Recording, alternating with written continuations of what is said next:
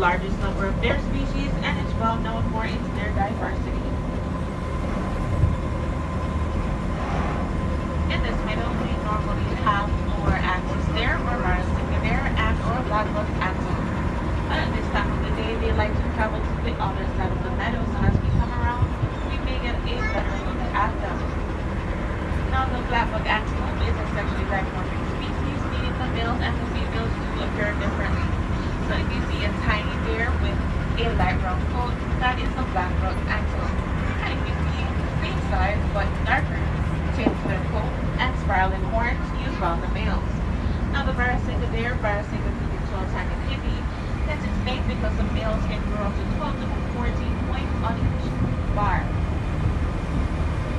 Now, the farmhouses in this area represent an interesting WCS conservation story. And here. Hi, my name is Farmers in Indonesia live closely with wild animals, like elephants, which we will see shortly. WCS field staff work with local leaders and farmers in Indonesia to come up with the Crop Protection Unit. This unit created many different ways for farming to continue in close proximity of wild animals. One strategy was to soak ropes in chili powder and place them around the crops. Elephants do not like chili and leave the farms alone, allowing the farmer and the animals to share the habitat peacefully. We all know that a species that is extinct no longer exists, like the dinosaurs or the dodo bird. In fact, the next animal we'll see was on the verge of extinction because they could only be found in zoos. Recently, there have been some reintroductions of the Mongolian wild horses in several areas of Mongolia and China from herds in North American and Asian zoos. Now, as we come down further, you will see or herd grazing in between the trees up ahead. And when we get to the horses, you can take note of some differences between them and or domestic horses. The first thing I notice is that they're stockier built with shorter legs. And they're also rocking a mohawk, which is missing the forelock, and that's a piece of hair that drapes over their forehead.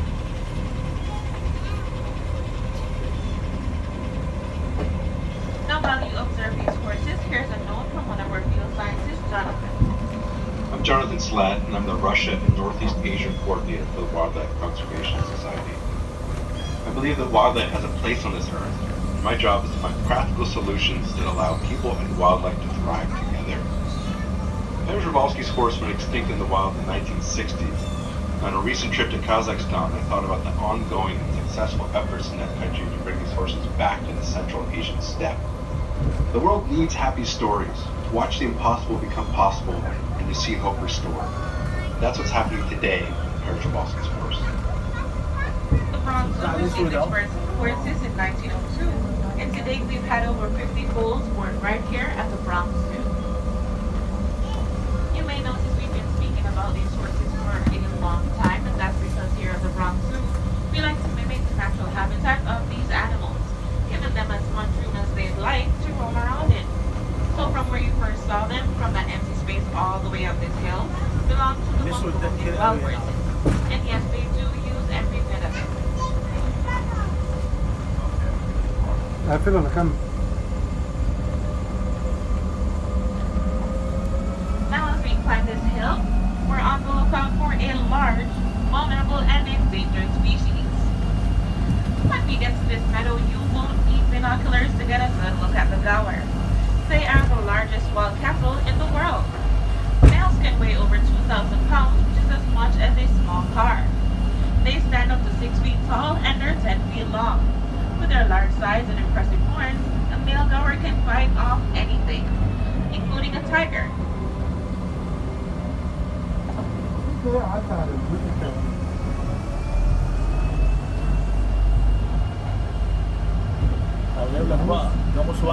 Now as we pass by this meadow, when we get to the far right side, you're going to start to see or herd.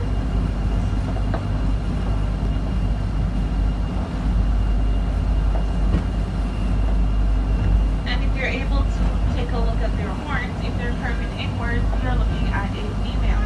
And if they curve upwards, you're looking at a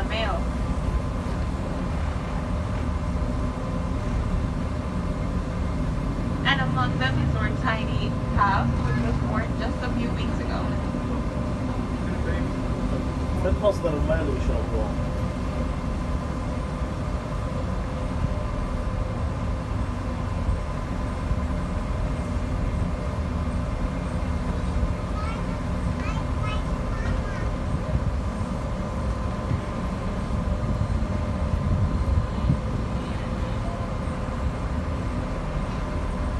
As we practice برضه our خلي بالك scientific قضوا على observation الخضرة اهي. skills, you may be hearing a noise coming from a concrete jungle هم rather than بياكلوا من an ورق الشجر اللي بيقع.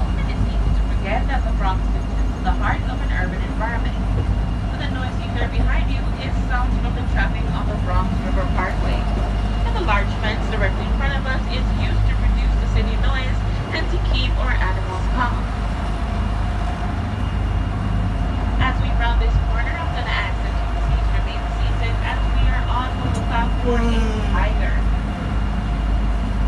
Now, tiger stripes provide excellent camouflage, so they're often difficult to spot. They are so secretive that even professional researchers have trouble finding them.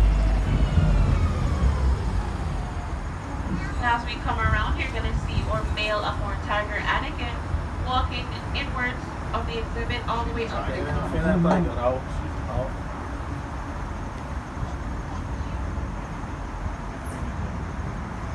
And you're going to see him stretching on one of the falling logs.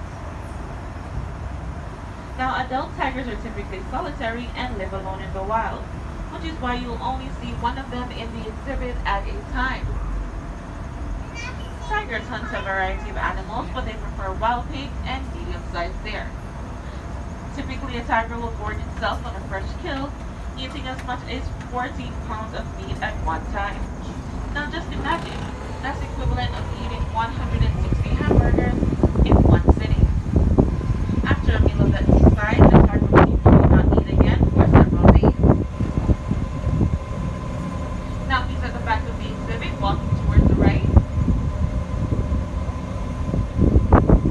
لا، بص السور ما بينهم وما بين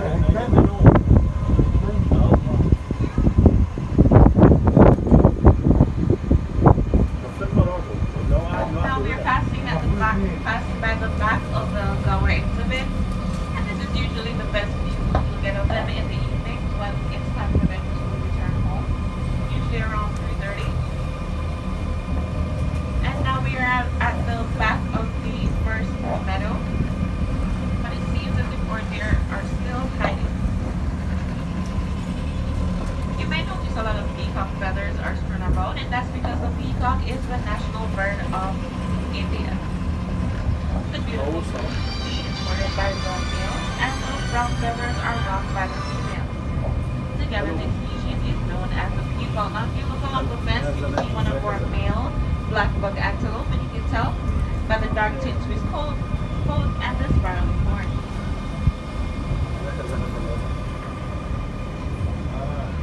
As we approach our bamboo forest, this next animal blends in with the muddy dirt of its home.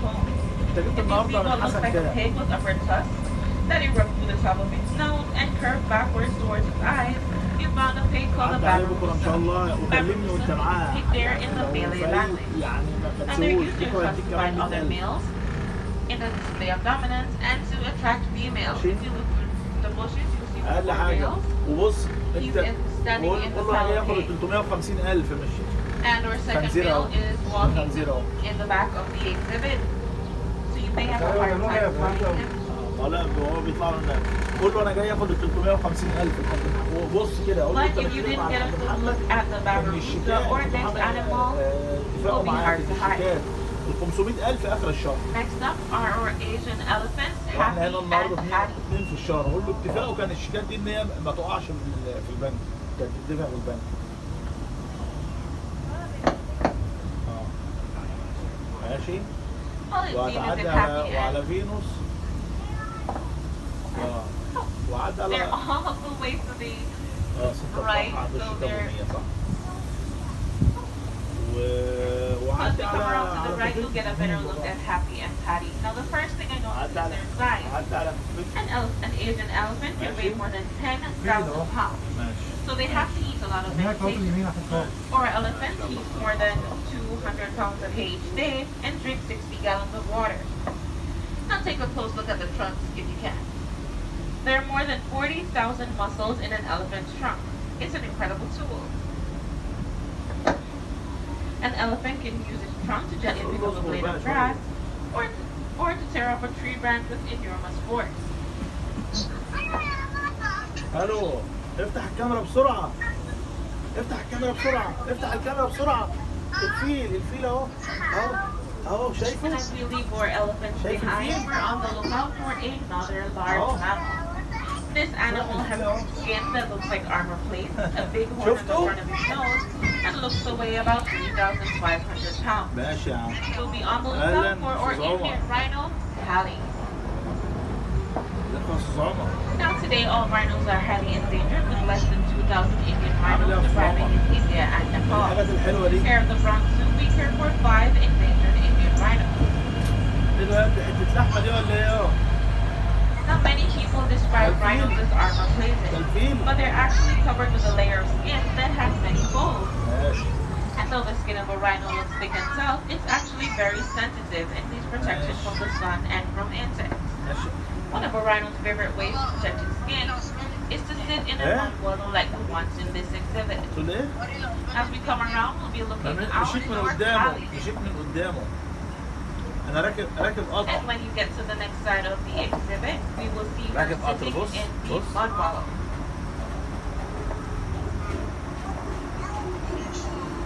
WC, the rhinos you see here are Indian rhinos. We work with habitats all over the world that are homes to rhinos. Here is a note from our field office in Sumatra, and Ulan, who works with the Sumatran rhino. Sumatran rhinos are the smallest of the world's rhinos, and they are considered critically endangered. My name is Wulan Pusparini, and I'm the Species Conservation Specialist for WCS Indonesia program. We carried out an island-wide survey of the last wild population of Sumatran rhinoceros in Indonesia. With so many unknowns on how to manage Sumatran rhinos in the wild or captivity, our studies showed definitively that we must protect them at source. The cost of doing nothing could be the extinction of the species, and I can't imagine that. As we leave Pali behind, we need to be ready as our skills are about to be tested. In the next 2 areas, you'll see what a challenging job our keepers really have. We'll be on the lookout for a few species of deer and one kind of antelope.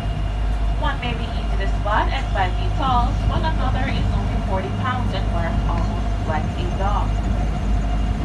We're on the lookout for or sambar deer, or formica deer, or nilga antelope, and or hog deer. Now as we approach this meadow, if you look between the trees, you'll start to see some of our hog deer and or sambar deer. Now the smallest species you'll see is our hog deer.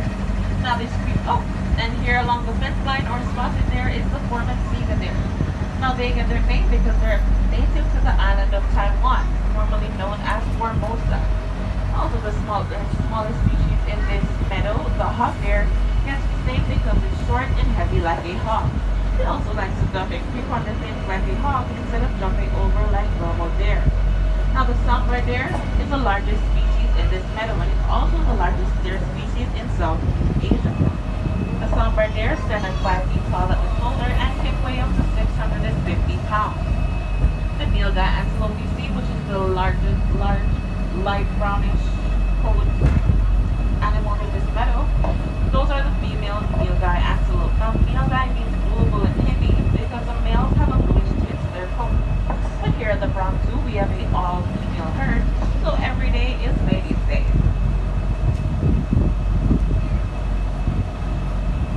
Now here's one of our nilga coming up the hill.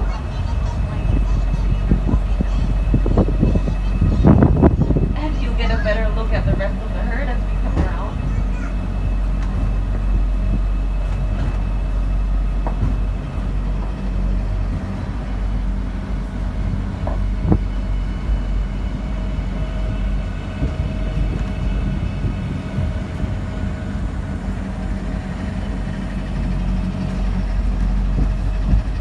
As we leave our nilga and sambar deer behind, we're now on the lookout for a species of deer that is very small and easy to miss. In this next area, we're on the lookout for our Chinese tufted deer. Now this deer is full grown at 40 pounds, and here we have two of our Chinese tufted deer. Now they're usually hard to spot because their coat makes it difficult to distinguish them from the trees and the rocks around. Now, interesting fact about the Chinese tufted deer: when it makes a noise, its call sounds very much like the bark of a dog. Now, these animals also have a white tip to their ears and also a white rump, like the white-tailed deer here in New York. Now, this white rump can be used for deer communication. As we round this bend, get your cameras ready for a picture-perfect moment, as we'll now be passing back over the Bronx River. Thousands of commuters cross this waterway every day, but underneath the highways and/or elevated tracks, the river still rushes along, providing a habitat for ducks, turtles, fish, and migrating birds. Whether it's the Bronx River in New York or the Irrawaddy River in Asia, rivers and streams are vital resources for wildlife everywhere. Now, the rocky terrain in this next area is perfect for our next two species, and both are adapted to climb rugged mountain slopes. We're on the lookout for our Himalayan tar and our markhor. If you look at these rocks right here, these boulders, you're going to see some of our markhor. And on the top of the ledge, you'll see our Himalayan tar. Now, the difference between these two species is that the markhor have a corkscrew shape to their horns, whereas the Himalayan tar horns curve upward and over their heads. Now, the markhor's horns can grow to 5 feet in length with the peaks in males and stop at 10 inches in the females. Now, also the markhor have a shaggy beard under their chins. Both these goats have special rubbery cords in their feet, allowing them to perfectly grip the rocks. So if you want to study these animals, get ready to do some serious rock climbing.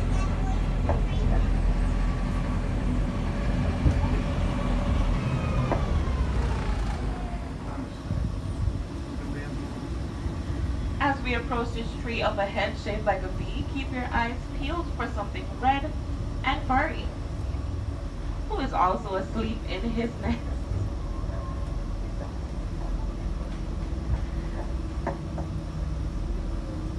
We'll now be passing by our red panda, Linus.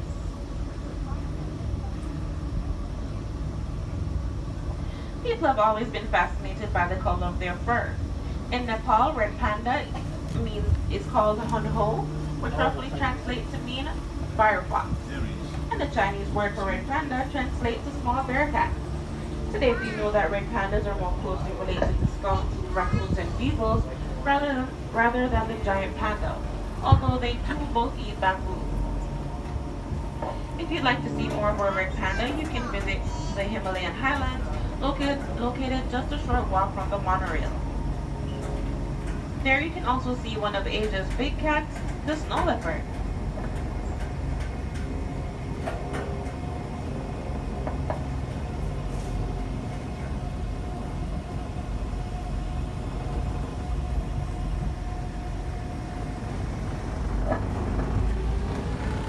As we round this bend, our journey is almost at an end, and you've heard from some of our experts in the field and tried out some of your own observations.